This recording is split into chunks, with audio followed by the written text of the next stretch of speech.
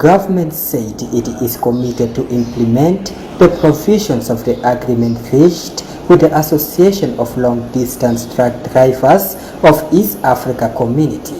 Ambassador Mande Simaya Kumba, the head of the committee formed by the former Inspector General of Police to address the concerns raised by the transporters, made the pledge in a press conference in Nimule border on Tuesday. From our side as a government, we remain committed and will always remain committed to implement the provisions of the minutes of the meeting, which was signed between us and the drivers, and we will remain also responsible for all the outstanding issues, and we also submitted a very remarkable directives to all the stakeholders here at Nimule Port, and we urge them to implement the provisions of what we have agreed with the drivers in letter and spirit. And again, we also promise them that we will try our best to resolve some of the challenges facing them here within our abilities and within our resources.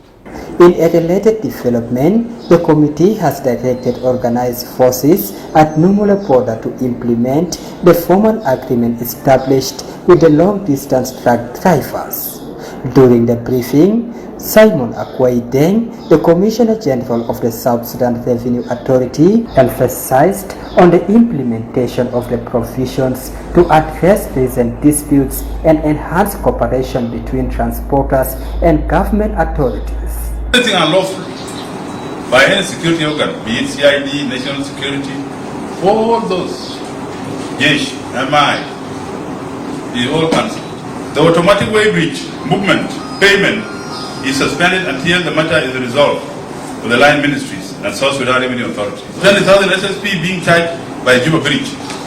Immediately, I think when our National Police Service goes back, and MI, military intelligence, but now we have our CDF here, they have to address that. Meanwhile, the newly appointed Chief of Defense Forces, General Paul Nang, announced plans to close down all unnecessary checkpoints along the Juba-Nimule highway. This decision aims to streamline traffic and enhance the efficiency of transport along this critical route. The issue that happened today is a very big problem.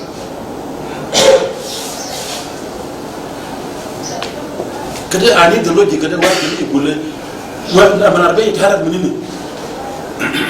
I mean, getting much enough, you get more than 11 or 12 checkpoints with a traffic police. They are collecting money. Is that their work? Collect money? When you go to Juba, it's even worse. And people say that is the mandate. Is that what they're doing?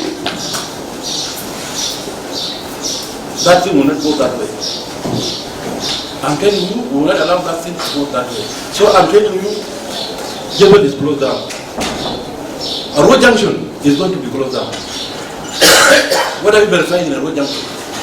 It is verified here. What are you doing? So a road junction is going to be closed down. And I'm telling all the units who have their personnel, you remove them. If you don't remove them, we are going to collect them. General Nang's initiative is part of a broader effort to improve transportation infrastructure and reduce delays for long-distance truck drivers, addressing some of the concerns raised by the trucking community. By eliminating redundant checkpoints, the government hopes to facilitate a smoother movement of goods and enhance trade activities in the region. For SSBC News, I'm Emmanuel Patrick, Nimule Border, South Sudan.